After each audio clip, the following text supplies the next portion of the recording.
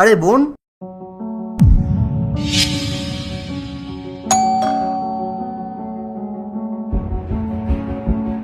এই রে বোন, বোন এখানে কি করছে? এখন আমি ওকে কি বলবো?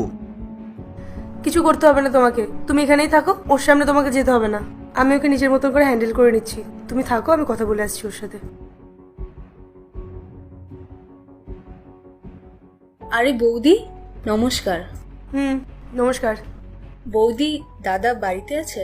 না, তোমার দাদা তো বাড়িতে নেই, একটু কাজে বাইরে গেছে। তুমি বলো, কোনো কাজ ছিল? কোনো কাজ ছাড়া তো তুমি আর এখানে আসবে না। হ্যাঁ, কাজ তো ছিল, কিন্তু তোমাকে দেখে মনে হচ্ছে তুমি বাইরে কোথাও যাচ্ছ। হ্যাঁ, আমিও বাইরে যাচ্ছিলাম, কিন্তু এখন তুমি যে চলে এসেছো, এখন আমি বাইরে যাই কি করে বলো? বলো, কোন কাজের জন্য এসেছো? আসলে আমার কিছুক্ষণ আগেই দাদার সাথে কথা হয়েছিল।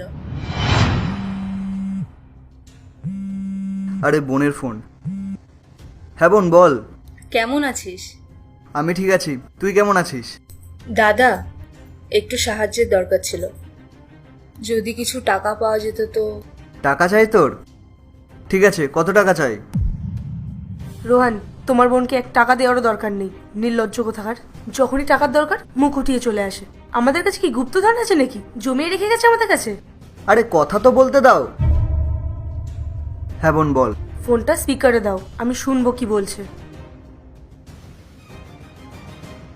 হ্যাঁ বোন বল, কত টাকা চাই তোর? আসলে দাদা, রাহুলের চাকরি চলে গেছে, আর রিকের ফিস ভরারও টাকা নেই, ঘরে মুদিখানার বাজার করারও টাকা নেই, তাই যদি কিছু টাকা সাহায্য পেয়ে যেতাম।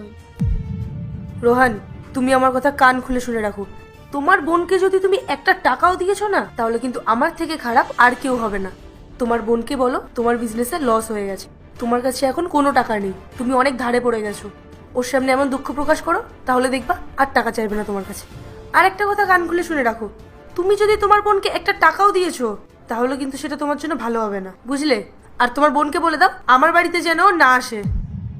আচ্ছা ঠিক আছে, আমাকে কথা বলতে দাও।